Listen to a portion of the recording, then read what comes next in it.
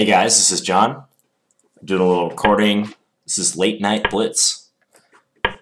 5-minute action. Got a pretty good player too, 23-38. This is unusual for the wee hours in the morning, US time.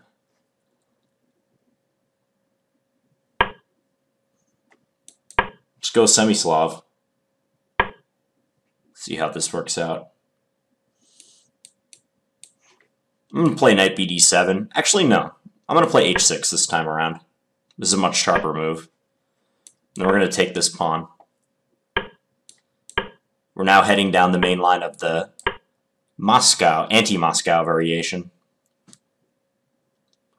which is a gambit for white.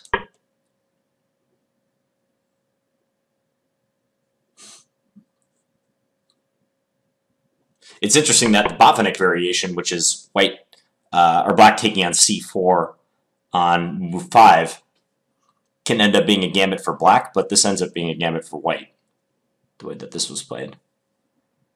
What to do here? Knight bd7, g4 is an option.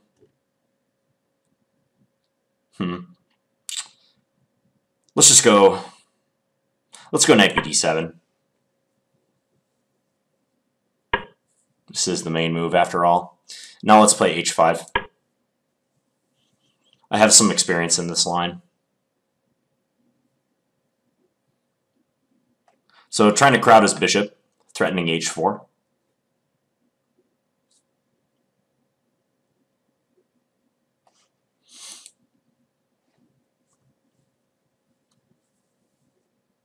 He should take on d7, and then after queen takes d7, play bishop e5.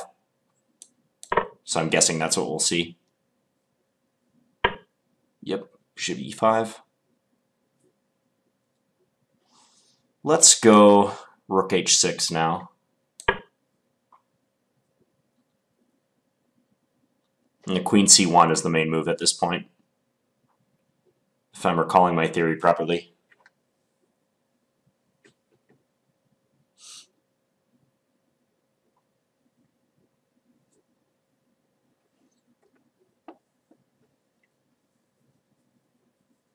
Can also play f4. But yeah, queen c1 is the main move. And now it's knight e5, or knight g4, attacking e5.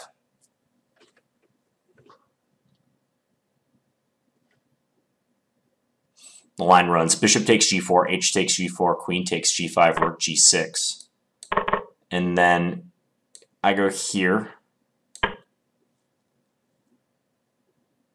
And I think there's both queen f4 and queen e3, I believe. Yeah, queen e3 seems better.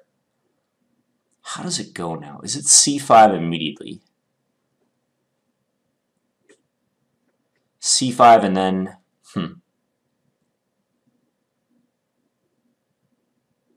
I've had this exact position in a tournament game before, but it was a couple years ago. Is it b4 and then c5? Or I feel like it's c5 immediately. So that's what I'm going to do. I really feel strongly it's that move. And if he takes, I can play b4. And then they can put a rook on d1. I think rook a d1 or rook f d1, both are playable. And then I go queen c6 and I can recapture the pawn on c5. This is how it works.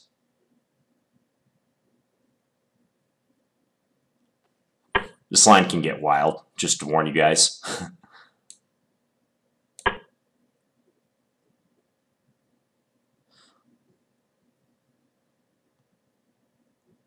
remember when I played this line, it was a game against this guy, Kevin Wasiluk, who's a FIDE master from here in Minnesota. We played in the Minnesota Closed Championship 2012, I believe. Might have been 2013, but I think it was 2012. And I think we got this position after b4, but he played, I believe it was, he played rook a d1 instead of rook f d1. But I recall, in looking at the game afterwards, that there was one game that went rook f d1 that was played previously. So I think we're still in like known territory, actually.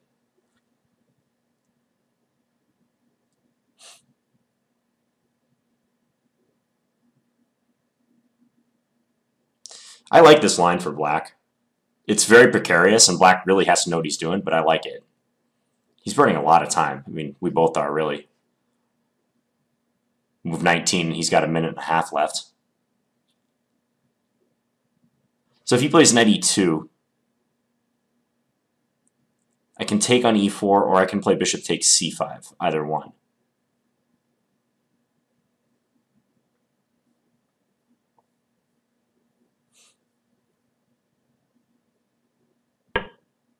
Wow, and he just goes for it with knight d5. So that move, if I take, he takes this pawn, I take on c5 with the queen. And then presumably he's going to play bishop d4, but I have queen e7. And my king is exposed, but I don't think he can do anything about it.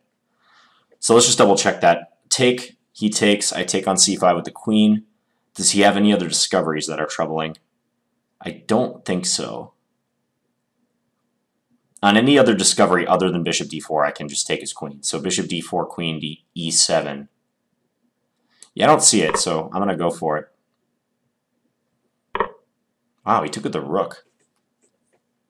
Surprising.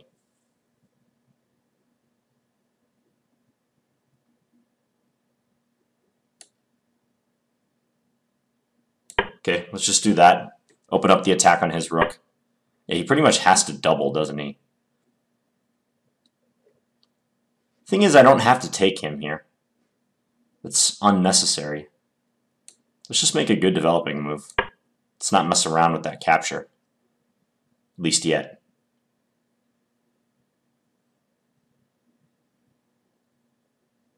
Because now he has trouble moving this bishop.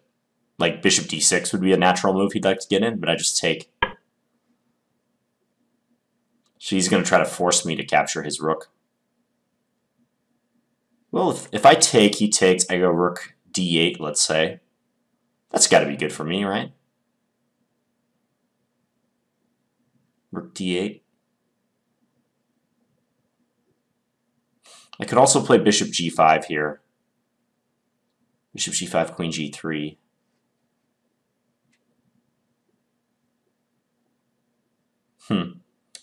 Let's just take. Go rook d8. Thanks to that pin, he's got to play d6, basically.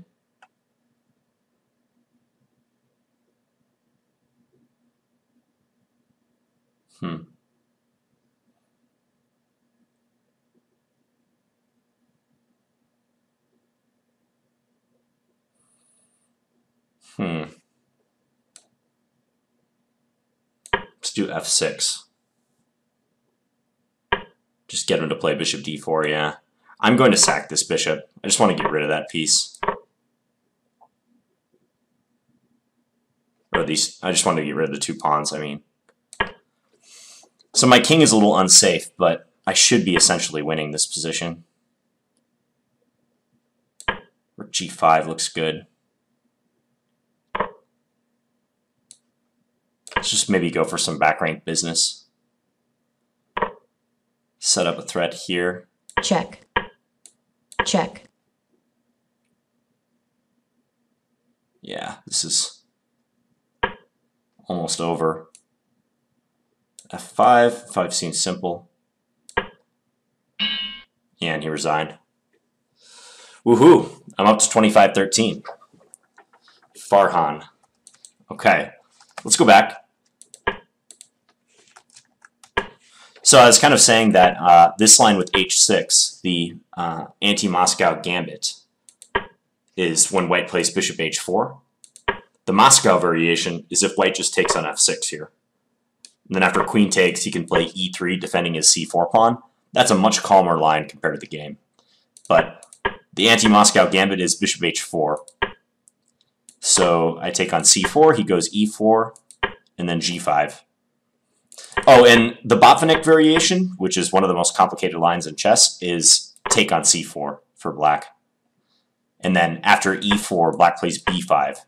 And even though that allows e5, all hell can break loose after h6, bishop h4, g5, which I mentioned is actually like a gambit for black most of the time. because he'll lose this knight on f6, and black's king side has been decimated, but he often will just castle queen side after this.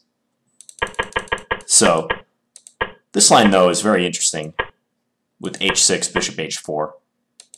Take here, g5. So black has an extra pawn, but white has a clear lead in development and good control of the center. Yep. Knight bd7. There's other alternatives for white, like h4 is playable here. Knight e5 is often played immediately. So castle, knight bd7, he jumps in. Yeah, and h5. There's another line with bishop g7 that has been heavily analyzed. I don't like the bishop g7 line as much because after take and then knight takes, there's this move bishop d6.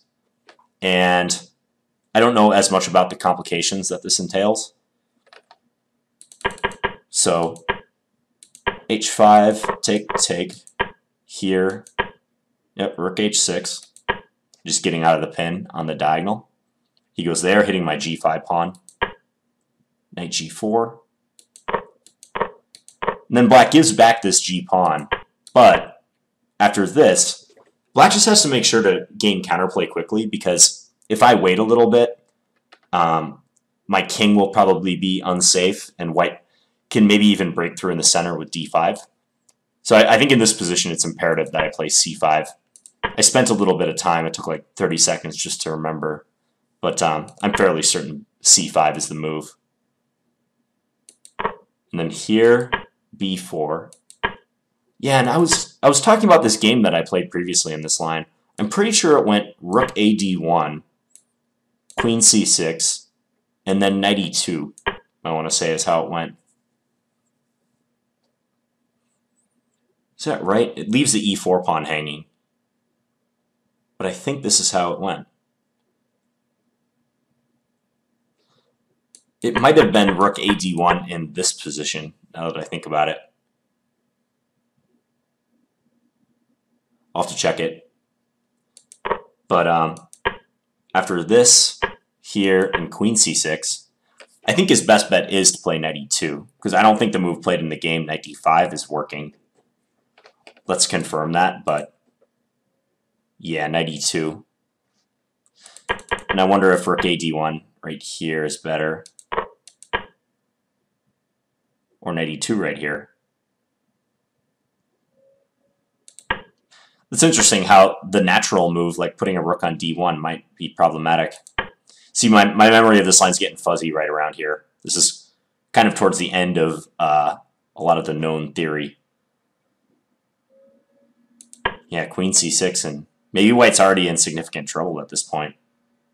So if knight e2, I was debating whether I should take on e4 or take on c5. Looks like the engine clearly prefers this move. And then what? After this, just move the bishop back? Okay. And white has trouble defending e4. Makes sense. Okay. Let's turn this engine off. So instead, he just went to the center with knight d5. And you can see he's already spending a lot of time. He spent about half his remaining time on this move. But I think I can just take. And it appears that he should take with the pawn. But I think after queen takes c5, black is fine. Let's just load the engine and take a look. But yeah. With the key point being that Check. at bishop d4, I can block with the queen.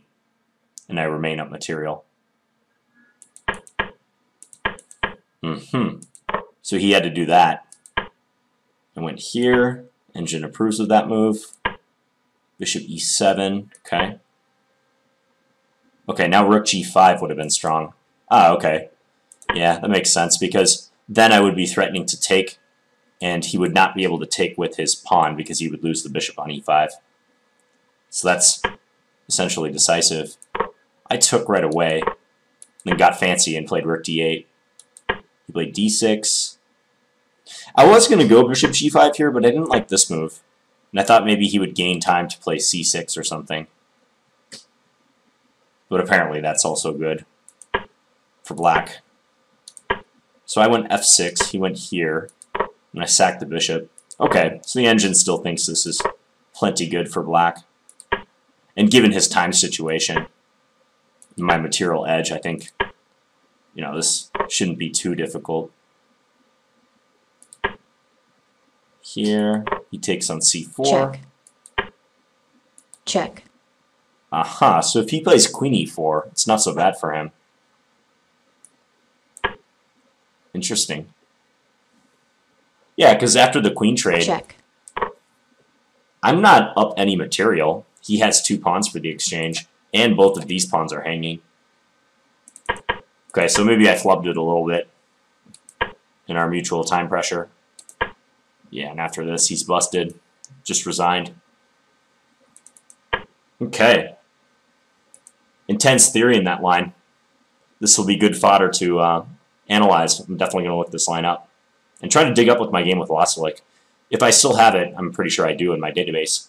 I'll post that in the notes to this video. Okay, hope you guys enjoyed that one. And please leave me any feedback in the comments. Thanks for watching, guys. Bye.